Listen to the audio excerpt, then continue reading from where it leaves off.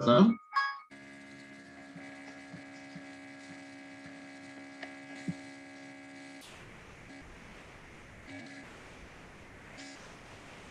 Hello?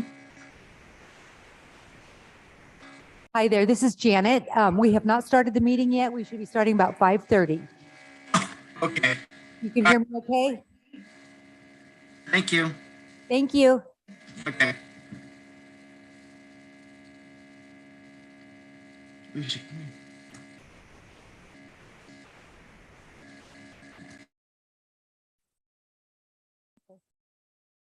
From the Wilcott.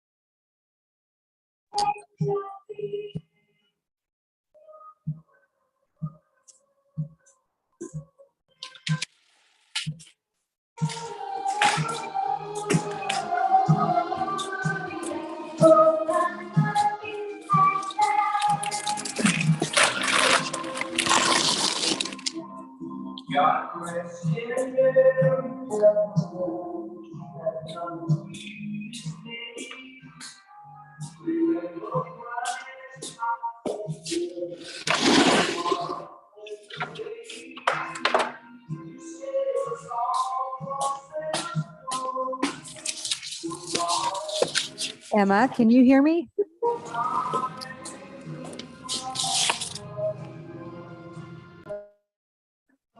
Yes, I can hear you. We were enjoying the Christmas music. Thank you. Thank you.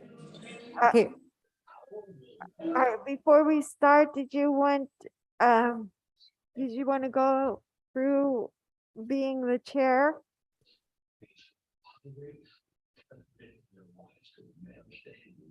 Emma? Okay, let me go somewhere else where the Christmas music is not as strong. thank you. As much as he has become as hero in the world, he's at a very difficult time in the ground for exactly the reasons you said, because the temperatures are continuing to drop. 2/3 of Kyiv do not have heat, does not have power, and the Russians are targeting energy sources to literally freeze people in the country. He talked a little bit about that. Okay, much better, I think. So Emma, do you have any questions about being chair? Were you able to read the agenda item on voting in the new chair? Yes, actually, I was a little confused about it since I was told that because I'm the co-chair, I couldn't be chair, but in the absence of a chair, I will take on the lead as the chair until we select a new chair. How does it go? Okay, I'm sorry. So since you're the vice chair, you would Yes. call the meeting to order, just call the meeting to order. And then you would go on to item 2A. And I'm sorry, go straight to roll call. And then after roll call, we need to go straight to the item to decide the chair. Okay, I can do that. Okay, so let me make sure I usually take this call at the church because we have the church service, and then I take it on my phone. So let me make sure I can read the agenda. Okay. Okay, I can go ahead and start, and I would like to call this meeting to order. Okay, Emma, and I need you to request a roll call. Yes, please, can we have a roll call? Board Member Maria Gonzalez. Board Member Gustavo McGrew. Present. Secretary Maria Sabori. Present. Vice Chairman Emma Torres. Present. Madam Vice Chair, you have a quorum. Thank you. So we can go ahead to item number 2A, discussion and possible action on any and all matters regarding electing a chairperson to the Board of Trustees.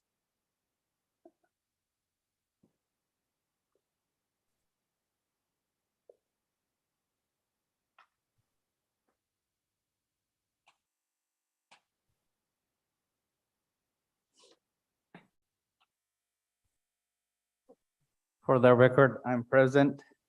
Tadeo de la Hoya. Gustavo Maria, would you like to appoint anyone as chair?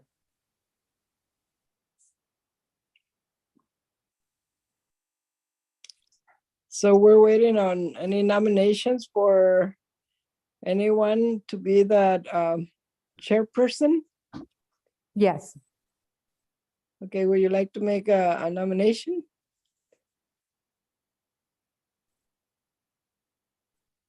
Gustavo or Maria at this point? And actually, Tadeo, you had been appointed to this advisory group as well. So either you, Maria, or Gustavo can make a motion.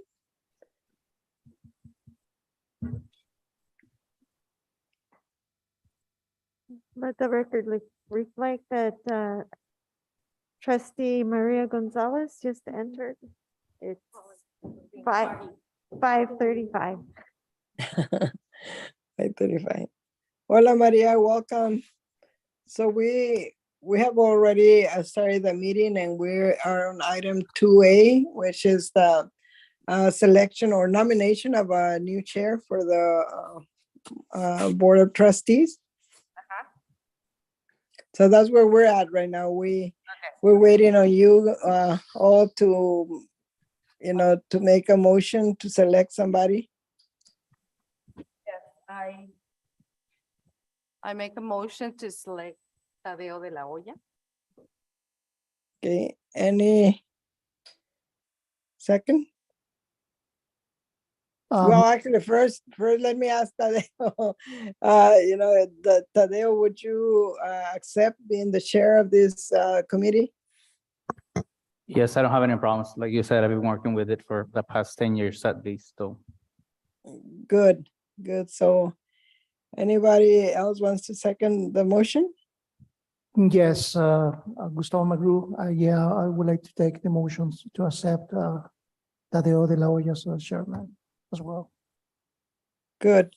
So we have a motion and a second. All those in favor? Aye. Aye.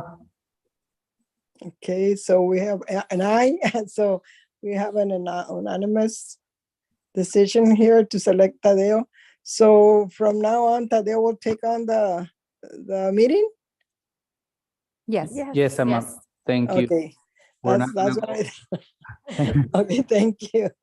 We're not gonna go to the consent agenda, which includes the minutes of the regular meeting held on September 14th of 2022. Do I have a motion to accept the consent agenda as presented? I move to accept the agenda as presented. Move by Emma. Do I have a second? Second. Second by trustee Maria Sabores. All those in favor signify by saying aye. Aye. Aye. Anyone opposed, say nay. Motion passes. We're now gonna go to item 4A, discussion and possible action on any and all matters regarding the results of the CERMED audit conducted by Volkert and Associates. Brian Wyman, Yes. Susan Posada. We have had a previous auditor for a number of years, and that auditor retired. We consulted with 90 Degrees on a new auditor, and they referred us to Walcott. So the audit was performed, and I'm going to allow Brian. We have discussed this audit, and I'll come in just a few minutes and also add my comments, but I'm going to go ahead and allow Brian since he's the expert in the audit. Oh, that's debatable, but thanks for inviting me. First of all, I'll go through the report and feel free to stop me and ask questions. Also, anytime throughout the year, if you guys, we don't charge. If you guys have any questions or what other people are doing with some issue you might have, just call us. If we don't know, we'll find out and get back with you on that. And if I ramble off and go on tangent, just bring me back to the report. But anyway, so first off, we got a year's worth of data from EBSO, or 90 Degrees, sorry. of Sierra Med's claims. And of that whole data file, we selected 300 process claims, 225 medical claims and 75 dental claims. So for each claim that was paid, we went through scenarios of, if it's a valid CPT code, allowed amount. And with that, we also received the Sierra Med fee schedule and compare that, what was charged and what was paid to Sierra Med's fee schedule. So in addition to if there's a pattern of fraud or if the patient wasn't really a patient, and audit each claim.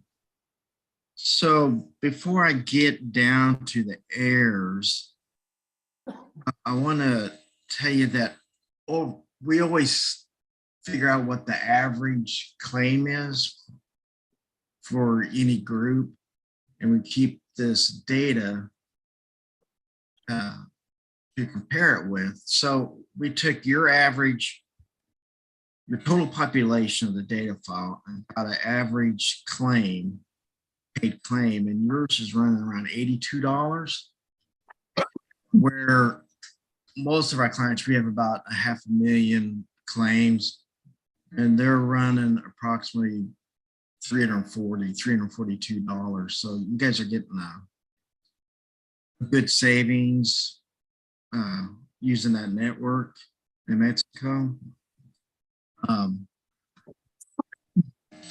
On the errors, there's 15 errors of the 300 claims, which is okay. The payment error, I need to go through this. The payment error.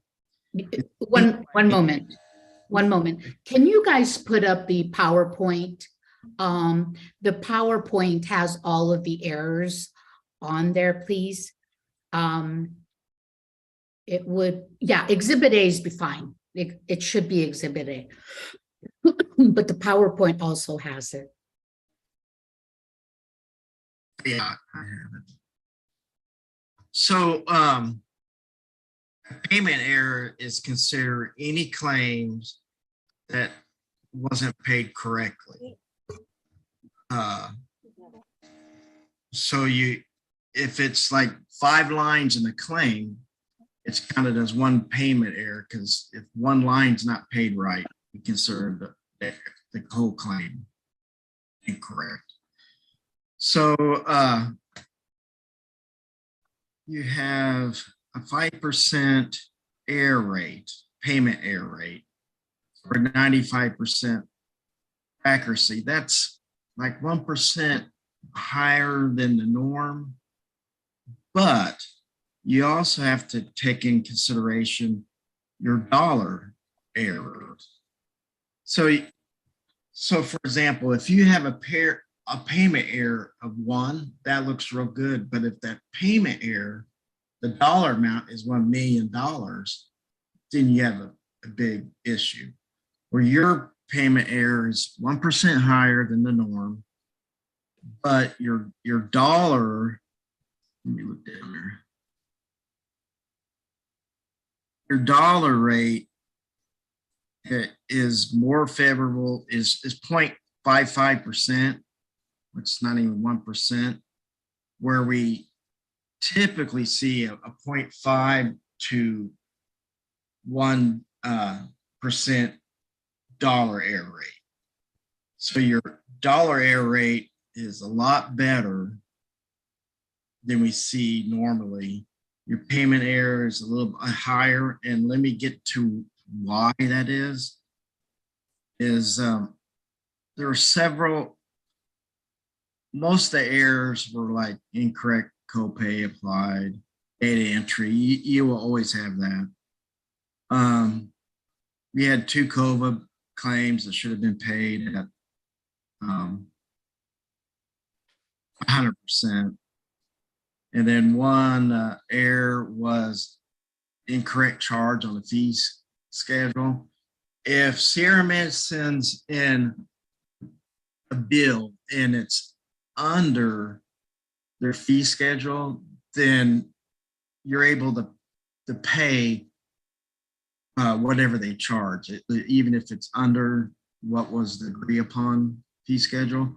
But if it goes, if they send it in over their agreed upon fee schedule, then they should only get paid what the fee schedule says. So there's one that was over priced claim and they didn't discount it to the fee schedule.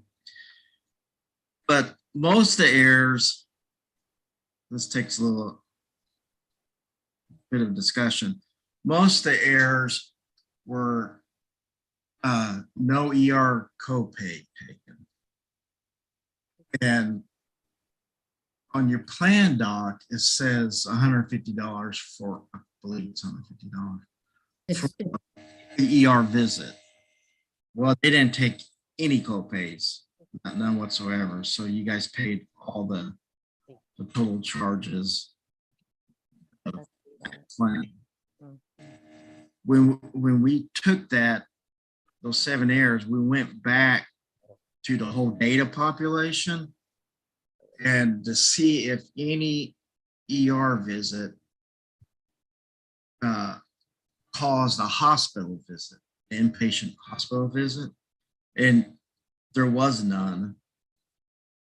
So I don't approve. Susan might be able to talk more, but it appears that Sierra Med is charging for an ER visit that's really a urgent care visit. Well, Either way, they should have took the copay. yeah. You know, I kind of look at this, as a benefit, really a positive in a way, because if a member goes to the ER in the US, their copay is going to be $250, but the cost to us is going to be a lot greater. It's going to be thousands of dollars, usually if they go to the ER. If they go into Mexico, we have a situation where it's really, really difficult. We're trying to make it either an urgent care or an ER visit. So if they're in there less than 12 hours, then they pretty much charge like a $20 copay as an urgent care visit instead of an ER visit. So I'm not really sure why they didn't charge a copay, but in these cases, they may not have been an actual ER visit, may have been an urgent care visit that they should have charged the $20. So one of the things to remedy this is that we will go back to Sierra Med and ask them to be more careful in how they use or process the claim, whether it's an urgent care visit or an ER visit. So, Susan, yes. this is Chairman Tadeo de la Hoya. Hello, I'm back from my hiatus. Yes.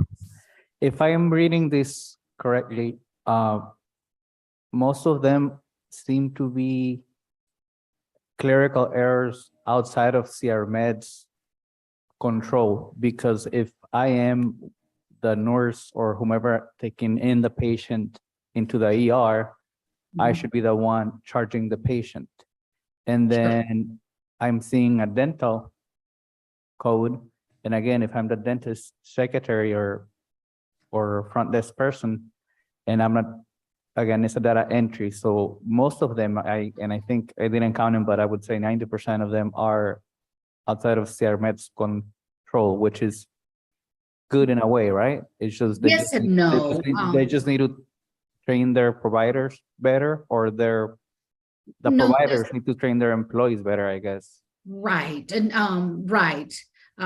Sierra Med should be catching those errors. But when I take a look at, I mean, we want to talk about the errors, but I don't want to focus too much on these because it's only 15 out of 300 errors. What I really would like Brian to focus on is how much we've saved. Now, these errors, although important, I will meet with Sierra Med to get some of these things corrected. Because some of the ER copay, it's depending on the number of hours that they were in the emergency room. So we're trying to make the way Mexico processes claims to the US, but ultimately, even if they didn't charge a copay for the ER, we have saved a lot of money by the member going to to Mexico ER or urgent care as opposed to the US. Does it mean we shouldn't correct it? I agree that we should. And I will meet with Sierra Med to make sure that they're doing these correctly. But Sierra Med should be catching these. But on the flip side, this is very important. And this is not something that will be shared. Brian, will you talk about the 30,000 savings or so from? Yeah, I 300? wanted to put Okay. that in there. But before we go into that, I want to make sure that people understand, I'm not dismissing any of this at all. What I'm saying is that it's a small amount compared to the number of claims.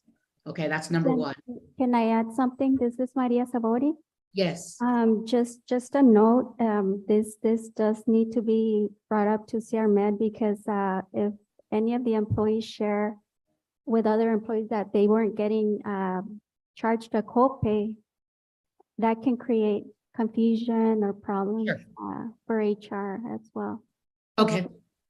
Yeah, absolutely. And that is my intention, is to meet with him after this meeting.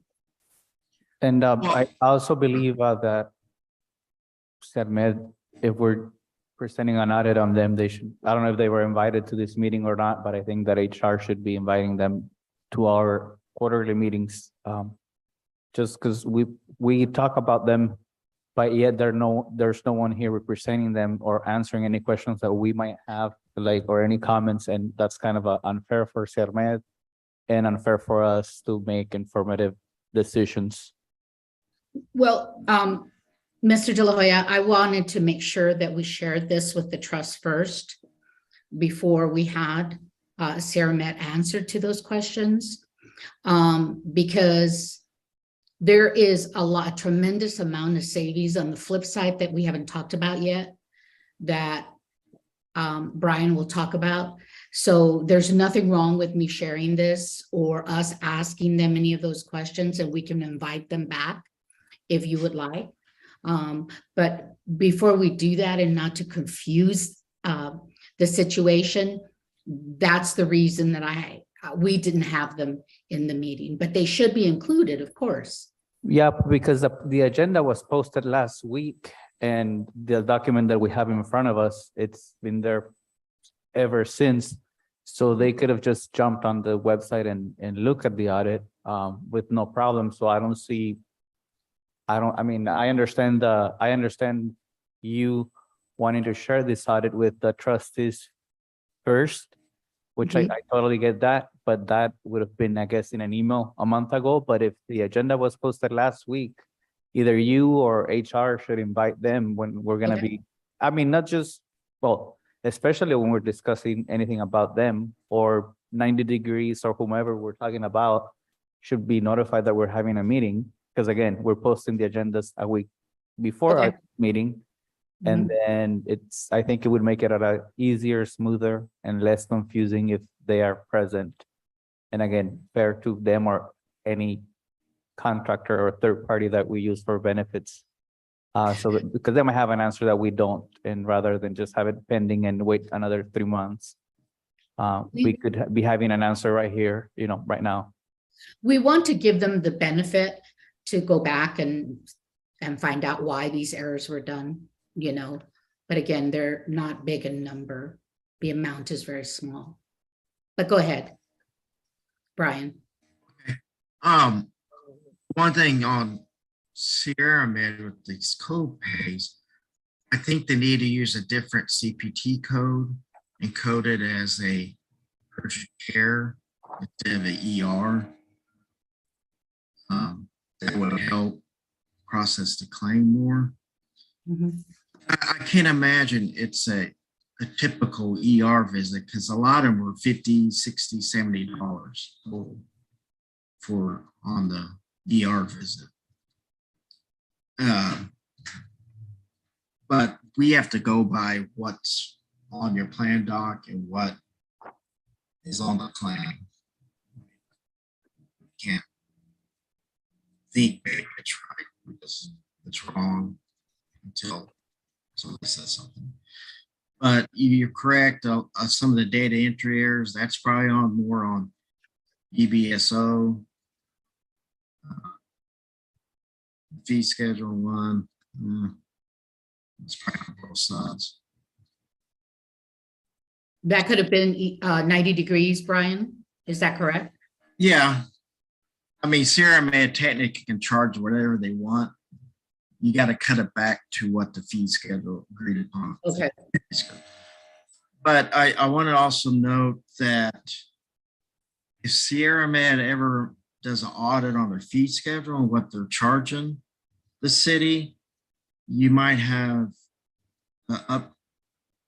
Currently, they're charging you less than what a lot of it is less than what the agreed upon fee schedule is. So for that year's a claim, they're undercharging you approximately $30,000. So if they audit, you might see an uptick on your paid claims. I just throwing that out in case. This is Maria. But if this is not our mistake, why would they charge us the 30,000 that they were underpaid, right? Is that a legit question? Because I don't know. Sorry.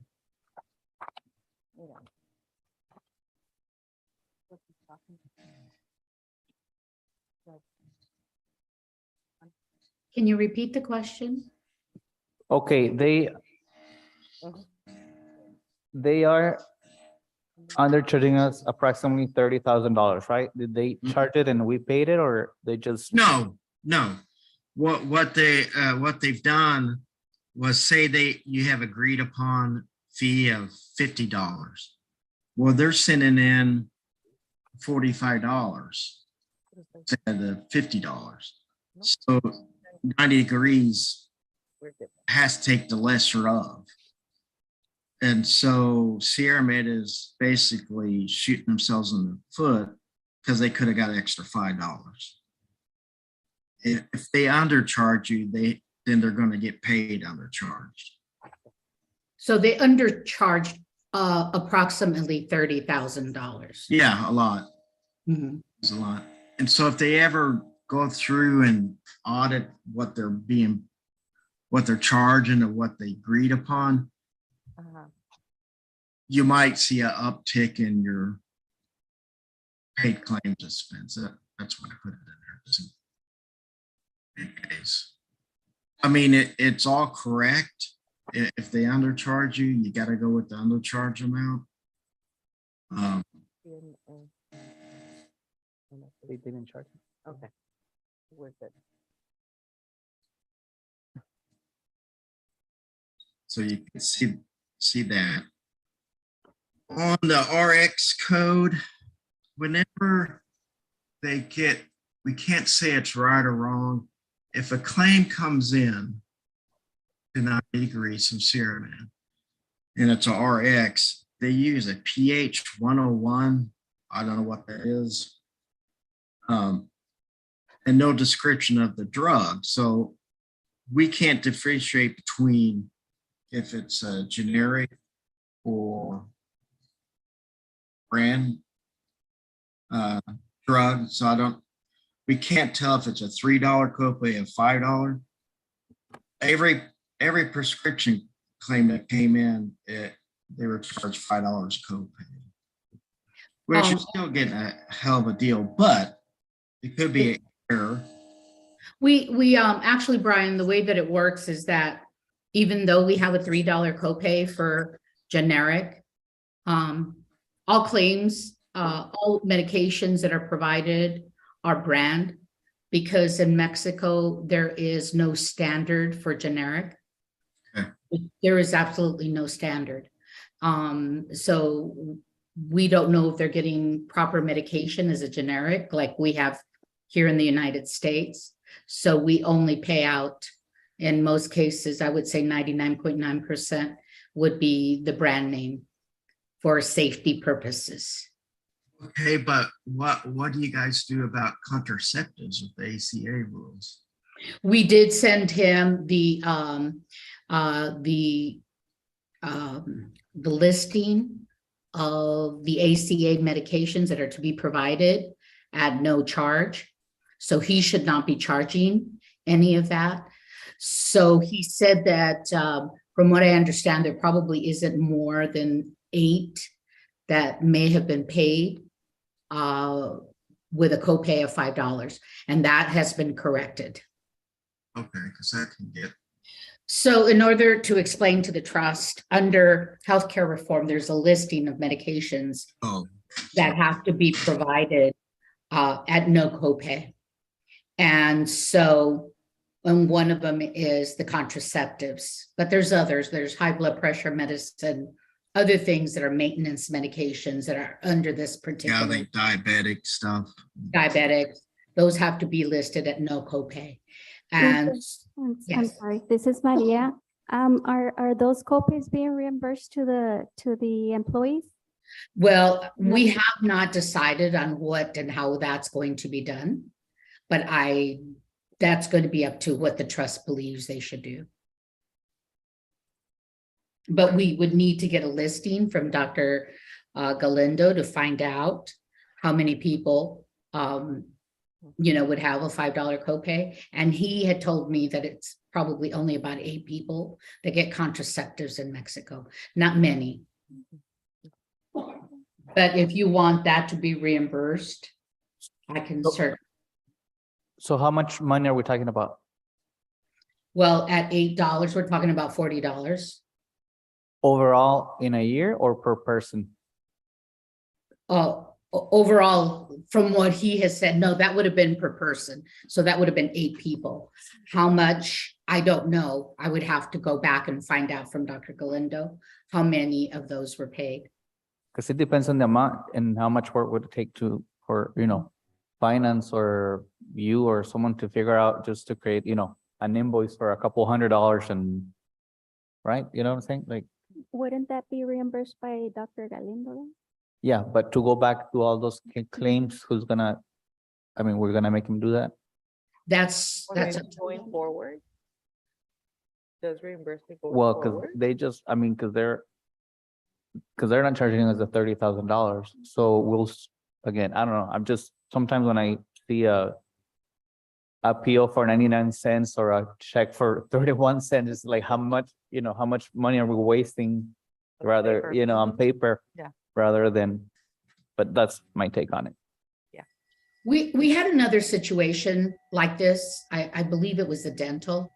And and CeraMed admitted at that time, a couple of years ago, that they did make a mistake, the way they were being charged. So instead of going back, and because it was going to take them quite a bit of time to go through who was overcharged, and it wasn't a lot of money. It was going to take quite a bit on them.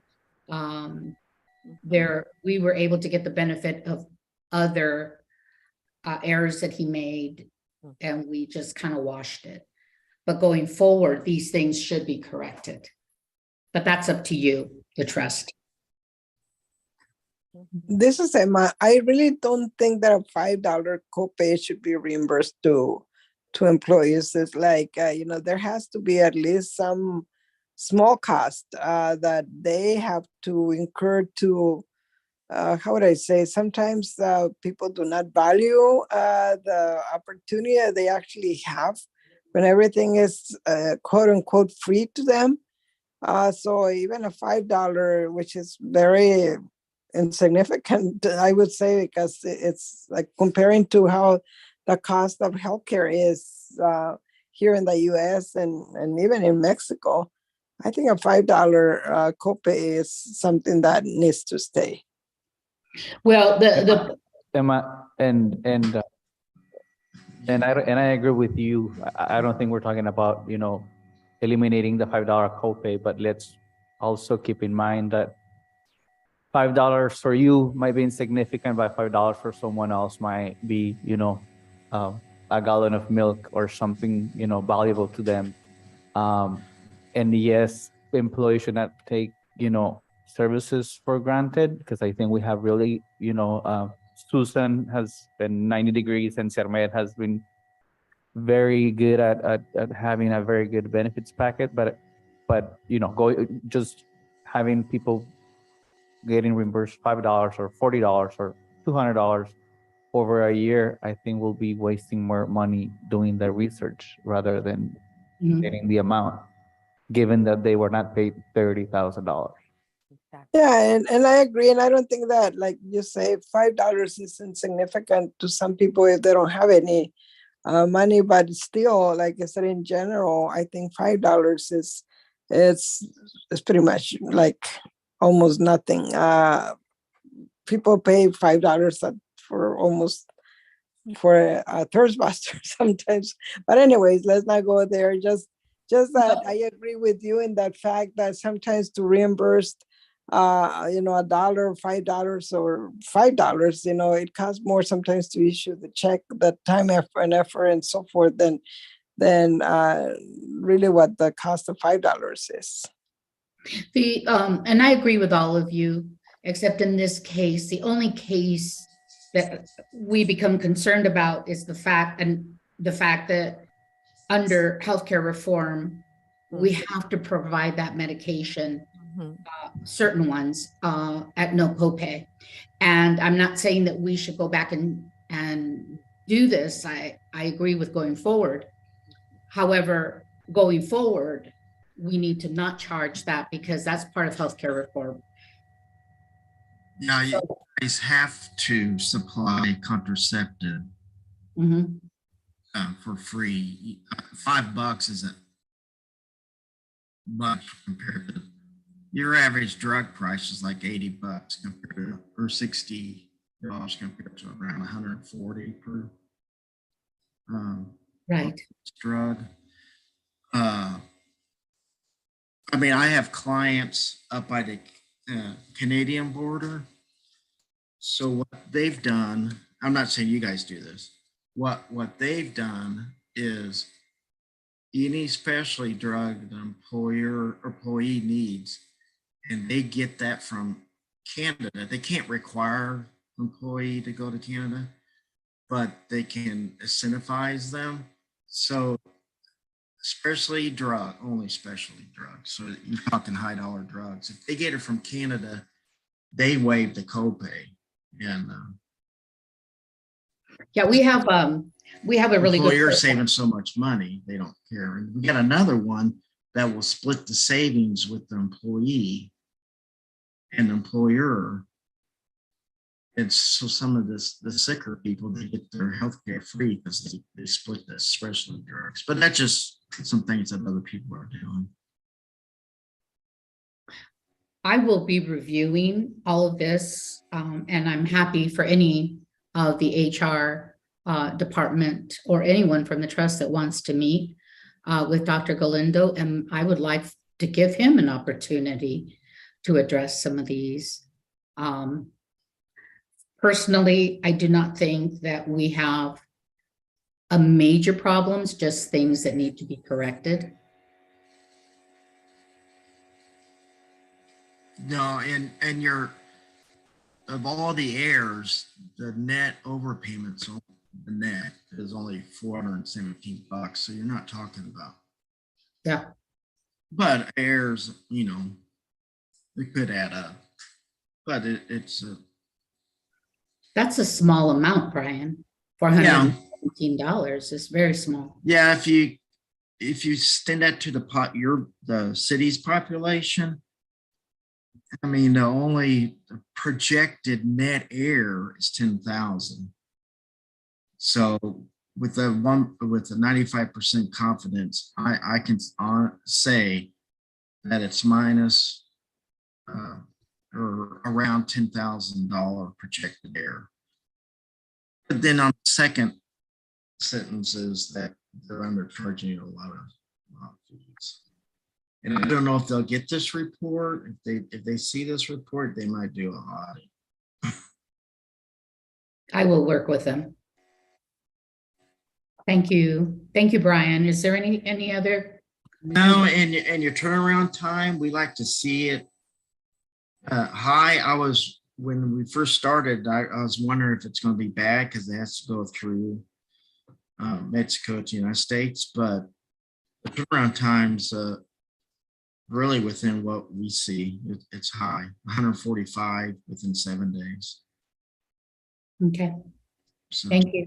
you always got some outliers. But, oh, no, it's a good audit. You guys are saving a lot of money. You might not think that, but it's good. Just the ER things really. The rest of it's kind of data entry error. And I think he's just coding it wrong. Because Thank there was like 47 ER visits and that one was a hospital inpatient afterwards. So I just logically, I just think they're coding it as an ER instead of a urgent care. I can't prove it. Thank you, Brian. We really appreciate your time. Okay, and again, with the city, if you guys have any questions, you feel free to call me, what other people, whatever they're seeing. We don't Any charge. questions from any of the trustees? No. We don't have any questions. Anything else, Susan? No, I will be meeting with him, making sure we go through the whole process, putting an email, a memorandum on all of it so that we do get answers. And again, I am not, based on audits that we have seen from other companies and other networks, this is pretty minor. Good to know. Thank you, Susan. We're now gonna go to item 4B, discussion and possible action on any all matters regarding the quarterly review of the benefit plan. Susan Posada, broker and consultant. Susan? Okay, Thank you. thank you. Thank you, Brian. Appreciate it. If there is a PowerPoint with a dashboard, if that could be put up. You know, I can just briefly go through this. It is so far very positive. For the end of October, our total claims have been, let's see, they're about 444,000, which when we annualize it would be about 56% less than what we had last year. So claims seem to be a lot less than what we experienced last year. However, on the large claim, we just received a new report and we have about 16 members that are moving in from the 10,000 to 50,000 large claim category. That's a lot. And the large claims are about 59% of the total claims. So large claims have hurt us in the past. They seem to continue a little bit, but not in the dollar amount that we experienced last year. So for the year to date, we have made $205,000 above all our expenses for the first four months. So we're doing pretty good so far. And we hope that we continue at this level.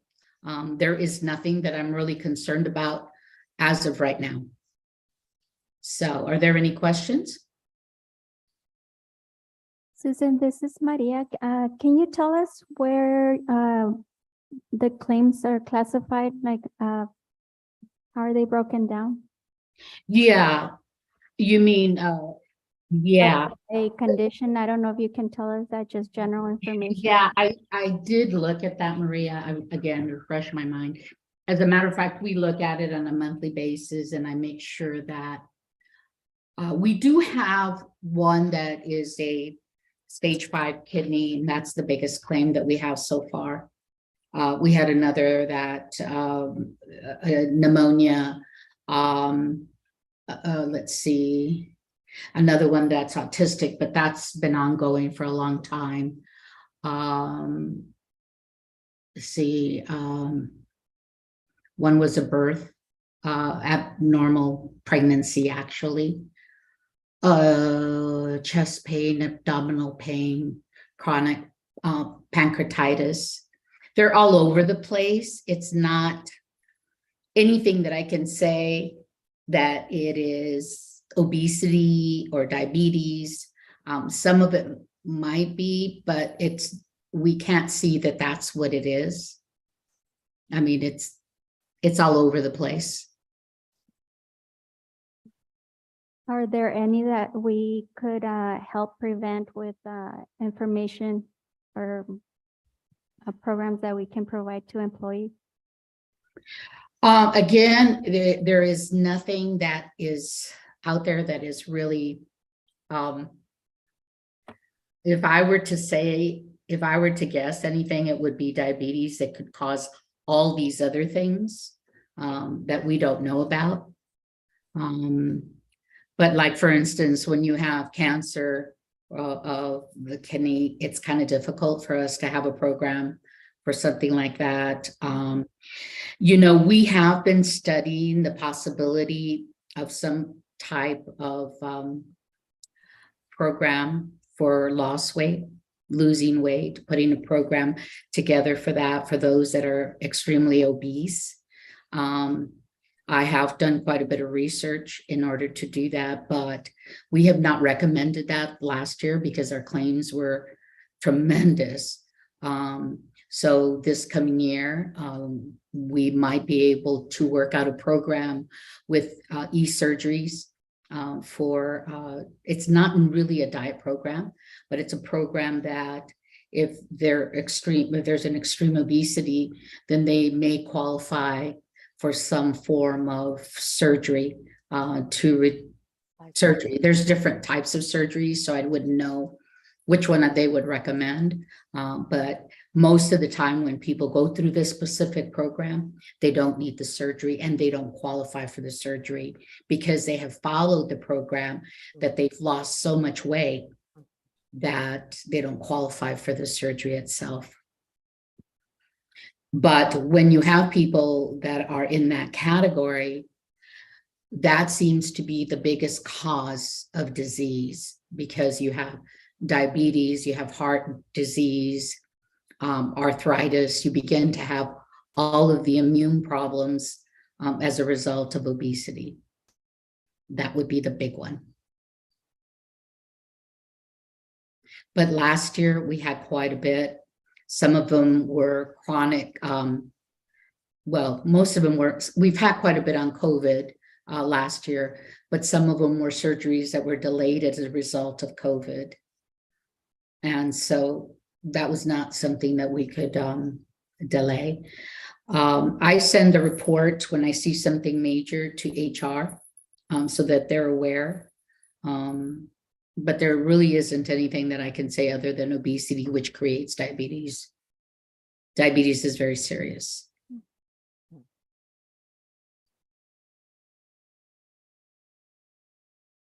Any questions? Any questions? No. No question. No questions, Susan. Okay, thank you, everyone. Okay, it says that unless we need to take any action, I don't see any action to be taken. No, from the discussion, I don't see any action to be taken. And I would just, for the record, assume that the HR director or someone is making sure that the trust is meeting quarterly or on a needed basis, correct? We have not been meeting with Dr. Galindo. They did meet with him at the initial, I believe, with him, but we are scheduled to have a new meeting with CeraMed, and we'll include the audit in that meeting and get feedback. But I'd like to give him the information so he can be prepared and provide us answers. Okay, so once you do that, can you send us send the Mhm. trustees, like a report of the answers, please? Absolutely. Anything else? No, I just want to say thank you and have a wonderful holiday to all of you. Same to you, Susan. Thank you, Susan. Thank you for your great work. Thank you. And hereby adjourn the meeting at 6:20 PM. Thank you, everyone. Happy holidays. Bye-bye. Thank you, Happy everyone. holidays. Happy Bye-bye. holidays. Merry Holidays, everyone. Christmas. Happy holiday.